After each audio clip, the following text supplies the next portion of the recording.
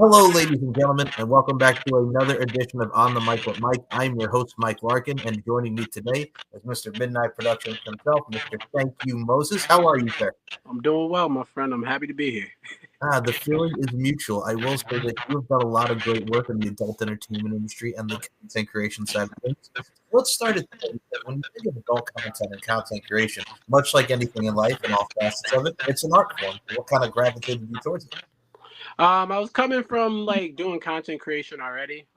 Since like Instagram started, I've been making fun skits with the friends and stuff like that. And then as time went on, I most recently was working at a jewelry store and I was doing like the advertisement for them. So we did like a lot of like high end stuff. So we were like renting really nice cars and doing all this like yachts and whatnot.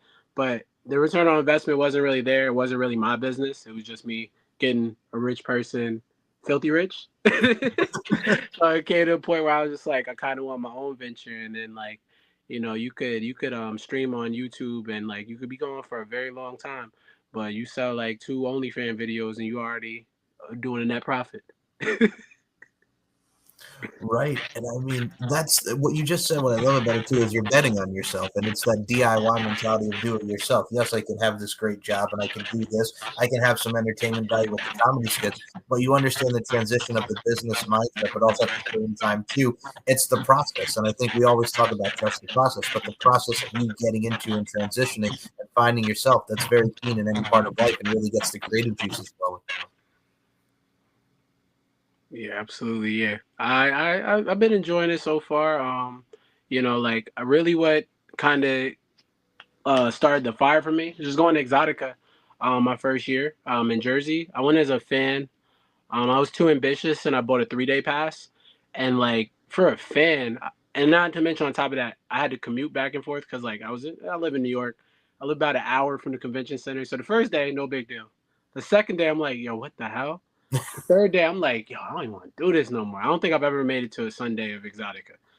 But with that being said, like when I did those 3 days, I said, you know what? I don't think this is so hard, guys. I think I could do it. And my friends actually completely believed in me. Everybody said, what took you so long? And I said, you know what? Let's get it going. So I think I'm going on my third year this year. Well, first off, congratulations and kudos there. And I say this to anybody, much like Moses here at Exotica, have fun, entertain yourselves, and it's really all about networking. And you get to meet a lot of great people there. And I think to go into your point as well, what I love about it, and I'll ask you this question, Moses, how important not only is it networking with Exotica, but we get to see so many different things of all the great community and people with unique preferences coming together and really enjoying the process that is this great fan meet and greet. Exotica is really it's special. It's like a very it's special, honestly, because it's like at the same time Comic Con is going on, and just like the overlap of the two is like just really like mind blowing. Because around the same time, people have the cosplayers, and those same cosplayers might be at Exotica, along with like your favorite porn star, and it's just like to me, it's the best of both worlds. It's like what everybody loves. Like I love some comic books, I love some characters, I love beautiful women, I love being free sexually, I love learning stuff. So it's just like a mix of like everything I love in one place. I think the best way to describe it, and I'll use these key words here, folks, it's a plethora, it's a variety, it's a certain potpourri that goes with what we get with these fine events. And I mean, to go on to your point, I also, like you mentioned, Comic Con, it's like when you think of popular figures that really invoke like sensuality, look at Poison Ivy when Uma Thurman was Batman and, Batman and Robin, or you see Michelle Pfeiffer as Catwoman, or you see even Halle Berry as Catwoman. These figures that we see from the fantasy type of world also coming into real life within films and cinema, it works and it piques our interest. So that's also another little equation of how our surroundings and pop culture really has an influence. Yeah, absolutely. And then like as far as the networking thing, like like my first year, it was just more. I messaged a couple creators before, but of course, like my messages are very detailed. I think that's kind of where a lot of people fall off because hey, or like some vulgar message is not gonna do it. Like, I mean, listen, I'm a man. At the end of the day, like if I'm talking to a young lady I'm trying to pursue, I'm gonna come on like I'm trying to pursue her. In the content creation world, I gotta be like, hey, I have enjoyed what I've seen here. Like I like your work. I think that we would be a very good fit. If I've seen her collab with a guy, I'm gonna say I would like to collab with you. If I've never seen her work with a guy, I'd be like, hey, I don't know if you do male female collabs, but if you do, I would love the opportunity to showcase our work together. I be typing that out like it's a contract because it's like I'm not approaching you like I'm off the street. I could do that if I know if I'm approaching you like that, but in business terms, you always got to come off, professional. And I think that's like where a lot of people kind of lack. First and foremost, I gotta say, you put a smile on my face right here because we were talking about this before we came on air, folks. I think it's so key because that's how I do with podcasts. And it's like, hey, this is why I'm interested. This is what we can do to tell the platform to get your stories out. Here's my links. Boom. This is where you can see samples on my stuff. Like Moses just said here, folks, that is so key where professionalism lacks. And I mean, don't start with hey or just hi. Don't just give them like the one thing. Be more detailed and descriptive. And like you mentioned, that's a lack there because people are just like, oh, let's go do this. No, there's a process. Let's analyze. Let's dissect and decipher. And let's make it happen. You might be able to say hi if they followed you back. True. I'll give you that. If they followed you back, you can start with a hey. But if they haven't followed you back, you better come with you got one shot for them to check that hidden and see what you're talking about. You better have that all concise and ready to go. Right. Like you just don't want to be like hey or hi if they're not following you. Just like Moses said, if they're following you, sure. But like, you got to be professional and just not be like, hey ma, what's up? We go get a Kruggen now to take it back to the mid 2000s. Like there's so many different ways to venture and really apply yourself. And that really is what makes it worth having. The worst thing is possibly getting a no, and that happens, but it also it's how you continue to move forward with your journey, Yep. And just don't be vulgar. Like, yes, they are doing vulgar things on camera, but that's after consensual conversations that got there. So that's probably the biggest one. I know it's tempting. If you're going and just put the phone down. As soon as you start typing out something and it don't look right, put it down. Right. Exactly. No, I hear you because it's tempting. I get it. If you're like talking with someone who's in the adult entertainment industry and you have that in your mind, like, hey, they must receive dick pics all the time. Let me just flop it out here. No, don't go that way at all. Just be respectful because at the end of the day, we're all human beings and it's a business. So courtesy and cordial, man. Oh my goodness gracious. But yes, so besides the contact and many people that you've worked with, we got to put this out, Moses, because seeing your work, it's great to see many people like yourself doing the damn thing. And a lot of good people you've worked with are two of our friends, Miss Betsy Lexi Morgan and Miss Raven Bell. Great threesome scene and great one-on-ones with these amazing women. Talk about working with them, man, because y'all had some great synergy. Well, it was really cool. I actually ran into Lexi first. We had messaged ahead of time. Me and her, we're in a good rapport. We have like decent conversations. We actually talk like fairly often to this day. Me and her, valid. Raven, actually Sexy Lexi, I think she said something out on her Twitter about something with Raven about how they were gonna like meet up. And I said, oh, I would love to see that. Then they said, why don't you join? And I was like, oh yeah, cool. You know what I mean? Like, I was like, yeah, I love that. Then but I didn't know they were serious. So then I ended up following Raven. I messaged her. She didn't message me back at that point. It was all good. She was actually coming up the elevator at that time and like walked into the hotel room. She's like, oh, I'm so sorry I didn't message you. I was like, no, it's fine. Like literally, I was just saying, hey, I wanted to work with you. You're gorgeous, all that. Next thing you know, I'm making little jokes with them. Like, I'm playing with them. Like I know, I told Lexi I was like I'm still a college student. I was telling her I was like I'm like 22 and studying. I'm actually like 29. I graduated a couple years ago, but she took the bait. She went for it. So then we're all sitting there at the Exotica booth, and then Raven says, "Hey, like, what time do you want to set up this threesome?" And I'll just look up, like, wait, like, is this really gonna happen? And then they're like, "Yeah," and then they like set up the time, and I'm just sitting here like, "Oh my god!" Like, and it was so that weekend. I never had threesomes before that weekend. I went from like no threesomes in my life to 4 threesomes for the first time in my life. like there was like nobody could tell me nothing. I'm gonna be honest with you. Nobody could tell me nothing. Like it didn't matter what she was gonna tell me at that point. It was just like I went from 0 to 4. Like it was like NBA championship. I thought after college it was never gonna happen. Basically, I was down 3-0. I came back. It's like a Shaq Kobe at the buzzer, Reggie Miller shooting that last shot against the Knicks. Like there you go. You can't tell me. No, I walked out. But that was, and honestly, that threesome was actually their first time working together on camera too. So it just flowed. It was great. I learned a lot too because like during that time, during Exotica, I think I had 2 others before that, like threesome scenes, and I kind of started learning. Like every time I make a shoot, I learn something. So I want to say every single shoot I've ever had with every single person, somebody has taught me something to move into the next.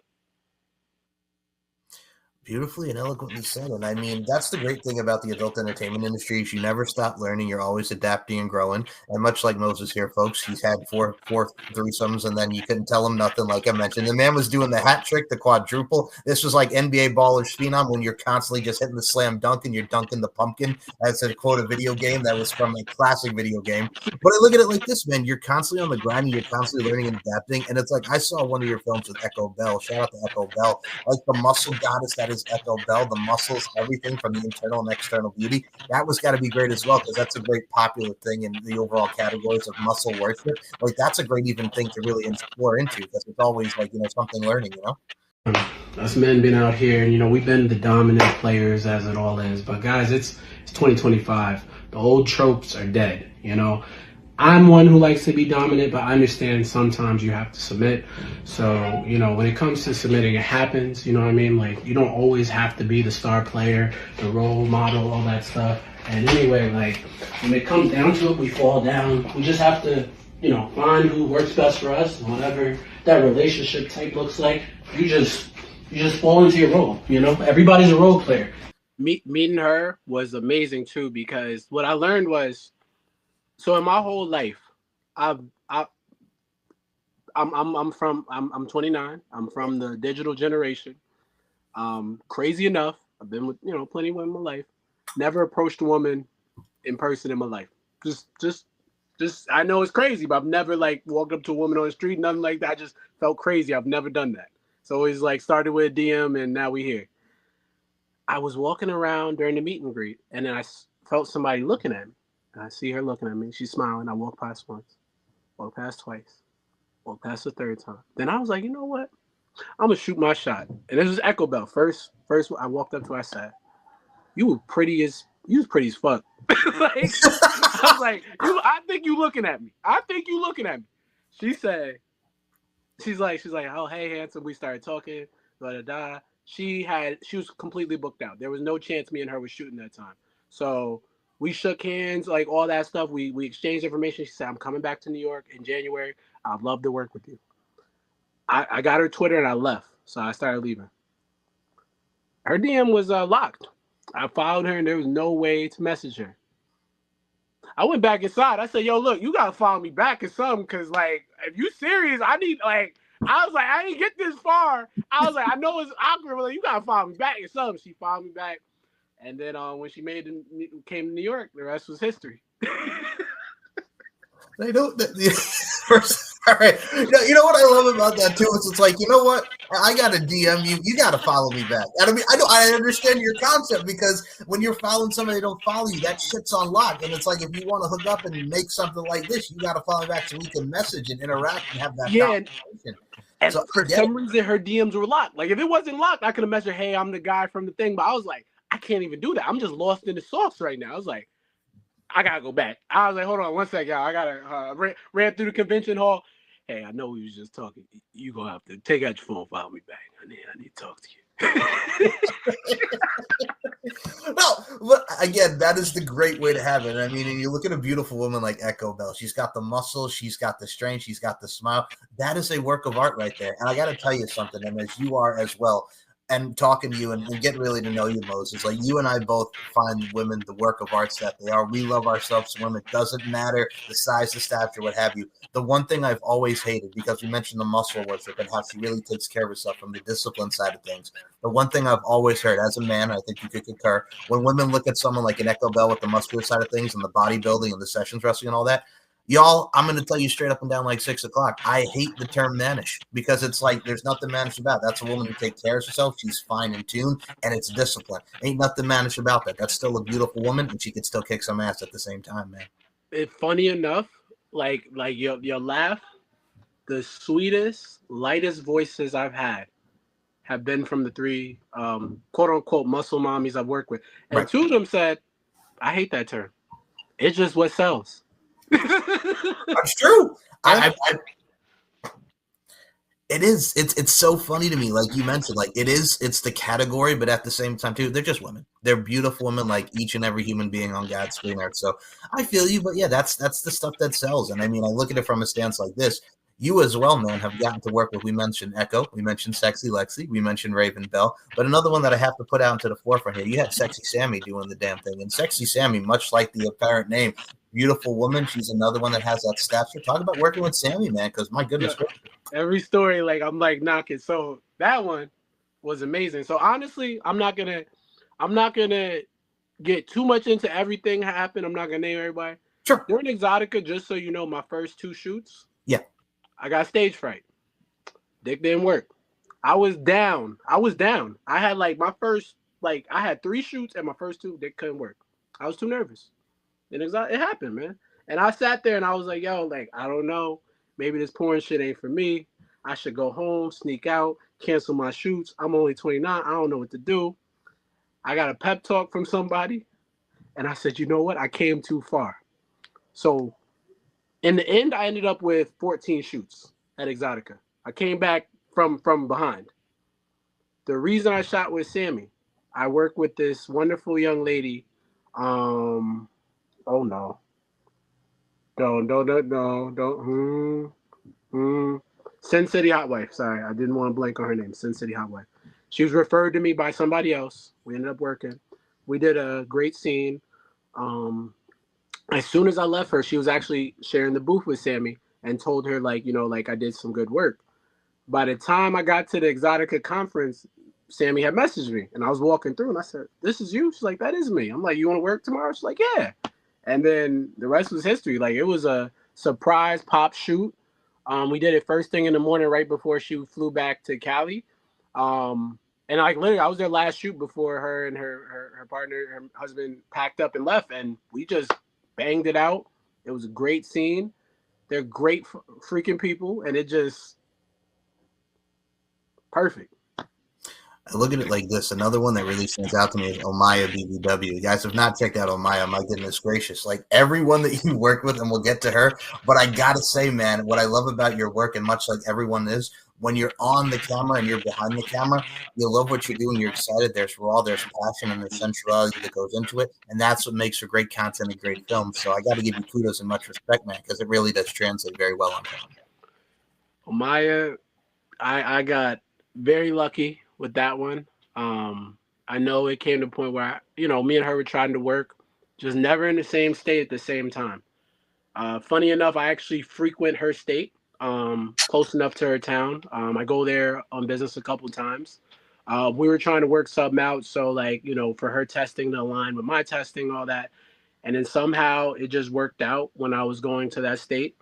At that time, she had already said she wasn't shooting with no more male creators. She wasn't doing no more male-female collaborations for the rest of the year. She put that notice out to everybody. I was going to be her last. For some reason, she saw something in me. She allowed me to be the one. I've worked with a lot of people. I've learned so much from so many. Omaya taught me a lot in a little amount of time. She taught me how to maximize my shoots. With the time you had. I think we made 4 videotapes in about 3.5 hours. She showed me she brought her whole light that woman is her own studio. She does not need nobody else. Like that woman, I've seen a lot of people work, but her hustle, her expertise, her mind, and that beautiful ass is unmatched. but all those other things, just it blew my mind. Like now, like even how I shoot, it changed up everything for me. Like now I have like a little light camera, and I like make small clips for this, big clip for this, and she revolutionized my game. Not gonna lie. and this was recently. I will say this, and I have to add on to your point. We always talk about the importance of it. Is it just amazing, kind of like even astonishing, kind of like the fact that people just see when they look at an adult entertainment film, it's just like, oh, because they don't realize the levels, the layers, the hours that goes into it. They just see it as like they fuck it. To put it in the bluntest of terms, like it's a theme, they fuck it. Like there's no storytelling to it to where we get to the build and whatnot. Everybody just sees it like they're just laying there. It can't be that hard. It's like, no, there's a process to this and there's a progress to it. Like people don't understand like the workings of what we really get to see that translates, you know? Same way, like, you know, when you're like, if you've ever done a play or, you know, had the opportunity to perform on stage the first time, or sport, whatever, first time the lights are on you, you might choke up and freeze. It happens. You might forget your lines and freeze. But in this, you're more vulnerable. You are completely naked. So, you know, they say, imagine everybody with their clothes off. Yep. Everybody got their clothes on. You the only one with your clothes off.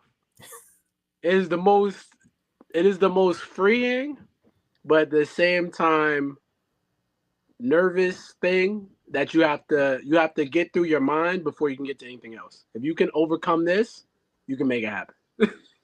Beautifully and eloquently said. I've always looked at it like this. So how in today's day and age of what was once used to be taboo in the 90s, like, you know, with how everybody viewed the adult entertainment industry, how awesome it to see with, in addition of like OnlyFans and ManyVids and Fansly and Loyal Fans, all these community sites, and everybody bringing together for the adult side of things and quote unquote letting their flag fly. How awesome is it to see being more normalized now from the business side of things and everything? Like we're really more, like you mentioned, liberated, but also very much normalized with how we view the adult entertainment industry. It really like honestly, I think one time I was, you know, just spewing some stuff. 'Cause I was talking to a vanilla girl, and you know, she hit me with the, "Oh, you do OnlyFans," and like how's that gonna work? Something like that. And I was like, you know, honestly, I said I'm just out here saving the world. I make ethical porn. I said nobody I've ever shot with didn't want to shoot. We're all consenting adults. There was no pressure of anybody having to do something they didn't want to do. And I'm not saying, you know, studios do this, but you know, as we know, Pornhub was cleared of a lot of stuff that just wasn't, you know, right, not ethically right, and just straight out wrong. Fuck right. The shit just fucking wrong. And you know, with that being said, it's like us as OnlyFans creators, we kind of get our power back. We control our sexuality, and we're able to kind of put out stuff that, you know, everybody there was like good with. They signed off on this is what they wanted to do, and nobody's like forced to do anything that they shouldn't be doing. And of course, everybody's of age as they should be, and all these other very important things that, you know, unfortunately were kind of falling under the radar before everything got cleaned up. So I'm glad to kind of be fighting the good fight and on the right side. Oh, agreed, man. I mean, the ethics part of it is so right. I mean, you have to go into it, not be sketchy, dare I say, wonky or any of those particular terms, but you have to do it in the right way and have the right mentality and the right persona to it. And I look at it like this: to quote Ice Cube and Crazy Bone from '99, "Until we rich, you have to have your mind right, your grind right." So, I mean, that's the perfect perception of how we really view things, and I think it's very wonderful. And on the other side of things, speaking of very wonderful, you mentioned so many of your scenes, but one that really sticks out to me, we got to give a shout out to Roxy Dover and Callie Freya, the Crimson Chaos. My goodness gracious, what cutie beauties in their own right, right? I just let myself cook every time. So that was my first threesome ever. Callie is a beautiful girl, so sweet. She is the sweetest thing. She's so sweet, she'll give you a toothache. And Roxy is like the picture perfect MILF in my head. I ain't gonna lie. I came up to Roxy as a fan originally. So I met them both like on two separate occasions. I came up to Roxy as a fan, you know, like I walked up to her autograph booth and was like, "Hey, my testing didn't come back this Exotica, but maybe we could work in the future." And you know, the first time we shot, me and her shot 4 scenes, and one of them was VR, so that actually took me. It was like 6 hours of shooting, my first like shoot. So Roxy Dover has put me through the ringer. Her and her husband Ben Dover.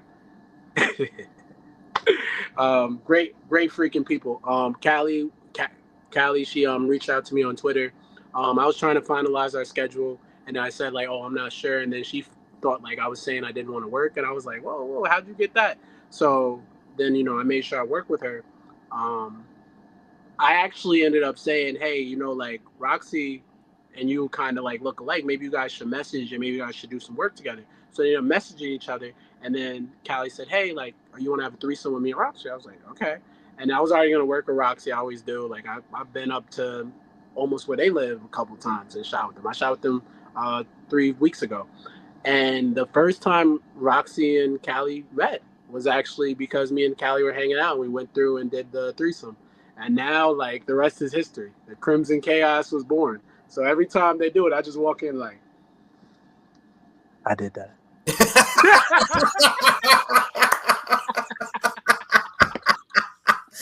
I love that, man. I love that. But no, that's the way the world works, man. And we talk about networking, bringing people together. You're literally bringing people together. Listen, man. At the end of the day, most important thing, everybody needs to know. Like at the end of the day, be comfortable in your body, love your body, and I'm gonna say this. I ain't got the biggest dick in the world, but my dick has brought a lot of people together. It's done some wonderful things, man. Oh, my dick has brought a lot of people together. I love that. That's the first time ever that's been on this show. That's awesome. I like that. Oh boy. Another one I have to mention, since we mentioned Echo Bell earlier, another one who's just muscular and beautiful, and we got to give a shout out to Ruby Muscle. Another one that you have great chemistry with. I had to ask about her because I've seen a lot of her work too. Shout out to her because she's another one, very sensual, very passionate. She's another one that really sticks out, dude. I'm gonna have to put the other one in when I mention both of them. Yeah. I also was able to work with Brooke Diesel. Shout out. So they both did a viral scene. I don't know if you ever saw it on Pornhub. Oof. This is before I was even thinking about the Pornhub. Right. Before I was thinking about anything. I was on Pornhub and I saw that West Philly Dungeon post. I know he does some good work. I've never met him in person, but he's doing great things. He's really big on FetLife. So I saw he worked with Brooke Diesel and Ruby Muscle, and I saw that video, and I was like, "Oh, that was cool," and it went viral, all that. Next thing you know, I just reached out to Ruby Muscle. I said, "Shit, man, let me shoot my shot." She wasn't even following me back at that point. She said, "Yeah, we could work." She messaged me back. I said, "Word." Next thing you know, this was actually like a day. I think I had to like do a test for work or something, and it was actually last year because I know I had to do a test for work, and then right after I did the test for work, I was going to Canada with my friends. So I woke up super early in the morning to meet her at her hotel in Manhattan. So, and I'm in a suit because I have to go to work. So I come in to meet her, all that, because I'm like, I'm not going to waste my time, like, and not get Ruby Muscle while she's in freaking New York. I come to meet her. I didn't know she was British. First of all, I did not know she was British. Did you know? I'll be honest with you. When I first, okay, so we're going to talk about this. So the scene, the aforementioned scene that Moses mentioned with her and Brooke Diesel, another beautiful woman around that. I had no idea. Like when they started the scene and you hear the talking and the verbal shit, I'm like, oh shit. I don't think I ever really listened to this thing. I get but you. Then when I'm in front of her, I'm like, what? Like, you are actually from the UK? She's like, yeah, I am. And then she's like, got this amazing accent. Her eyes are like freaking gemstones, like the prettiest green. And I'm just like, and then not to mention, she is so tiny. She is like 4'10". She is pocket size. I did not know she was that small. I could have put her in my pocket. That's how small the lady was. I was like, oh my God, like, you're so small and cute. Oh my God. Sweet as hell. And then, Brooke Diesel, same thing. She was out here working at another time. She came out from Vegas. She saw that I had worked with Ruby. So when I messaged Brooke, she messaged me back. We were able to do some. She was out here from her spot. And then when she was in New York, I was like, yeah, let me shoot my shot. And then, yeah, like, it's literally just shooting your shot. And it's always a professional message. And sometimes I look back and I'm like, I always say, I'm like, yo, like, I had sex with 2 girls that was in a viral Pornhub video. I think that's what's the great part about it is, and I mean, we always talk about shoot your shot, but it's like you don't know until you message them, folks. Like literally, that is like again, the professionalism, the decorum, but at the same time too, just fucking go for it. Like literally, what do you have to lose? If she got too many followers, say what would it take? Yes. And if you put that, what would it take? And this isn't for any of the people I work with. But like there's booking fees associated with large time porn stars who do studio work. Right. You know, if you're serious enough, you believe in yourself, and you have a favorite that you really think you could work, and if you're going through our testing standards and you're serious and all this other stuff, you know, your favorite, like your true favorite, and this is just written by whoever your favorite is to you, you know, and probably email her. Don't even DM her. Email her because the email's right there. Probably gonna run you 25, 3,000, 2,500, 3,000. Just so you know. Just so you know. I've inquired a couple places. I haven't had that investment thought yet, but it is possible, and you just have to, you know, be professional and just know what you're doing and make sure you have a plan to get your return on investment, because you know that's what it is. It's an investment, and there are nothing's impossible. That's all I know. Beautifully and eloquently said. And I mean, like we mentioned the NBA earlier in the shot, I got to say this. You're kind of like NBA Shootout 2002 with Starbury and the Phoenix Suns. Take a little ride on the shootout groove. You got the shootout groove, man. Oh, wow. I'm just over here just That's what it is. It's like, think of it like NBA Shootout 02, baby. You take a little ride on the shootout groove. And Moses, I will say this. I do have a couple of final questions. And dude, I'm going to say this right now. The overture is here. Anytime you want to come back on for round 2, I'd love to have you, dude. Most def. You gotta catch me after Exotica if I'm still alive, if I can still breathe. I'll give you the recap of where I've come from there, because I got some big shoots planned. I got you, my friend. I got you. And I definitely look forward to that conversation. We mentioned a lot of great pearls of wisdom for everybody that wants to get in and become a content creator, even people on the come up. But for you, let's talk about some of the takeaways. I love asking the question. What are some of your best takeaways from what you've done thus far with your adult content and being in the adult entertainment industry? And what are some of the things that you're grateful for from being in it? Best takeaways. What I learned is, like, it makes me look at people different. And like by that, it's like, you know, I work customer service. And, you know, like for me, it's like, you know, when you think of things, like there's an age range, you know what I mean? Like whatever your age is right now, you probably think like realistically, like, yeah, I could date somebody like 3 years younger than me, maybe like 4 to 5 years older than me, you know, whatever it is, whatever your range is. And you're just thinking like, you know, like this is the people I could kind of vibe with. I've worked with like women as old as my mom and closer to my mom's age. You know, I've some of the oldest people I've worked with have been like 59 years old, still out here like sexually liberated. And then, you know, you think of like the times when like you just think of those times like the MILF scenes and all this other stuff, and I'm like, yo, like this has really happened. Like I was like was able to have like a romantic moment with like a beautiful older woman who's like, you know, like this. And then when I be in customer service, and you know, people be bugging and doing all this other stuff, I'm like, man, I be fucking people your age. Get the fuck out of here. I'm like, man, you're like, you know what, Sonny? I'm like, yo, first of all, like, calm down with the Sonny, because I listen. I get you right. I get you right. Won't be my first time. So that's just been kind of like the mind blowing effect, is like just the magnitude and the variety I've been able to experience has just opened up so much. You know, like it's just really been like a crazy thing to look back like, yo, this is my life. Some of the things I'm grateful for is how it's made my relationships. You know, some people say, hey, you know, like oh, how are you gonna date somebody, or like, you know, get all this stuff if you're an OnlyFans creator. Basically, like the same way I'm naked on camera, I'm naked in life. I can't date a girl without putting everything out there. There's like I am on the internet taking like having sex. Like there's no question about it. So already by me meeting somebody off rip, I'm already up 5 steps honesty. Brutal honesty. This is me. This is what I do. This is it. It's made a lot more of my relationships be less superficial. You know, forced honesty, forced the tough conversations, kind of really see like where our values align. And I feel like it's helped me not waste my time and not waste other people's time as much, and kind of put me more in the direction of like the relationship type I want in the future and just the right person I'm gonna be with.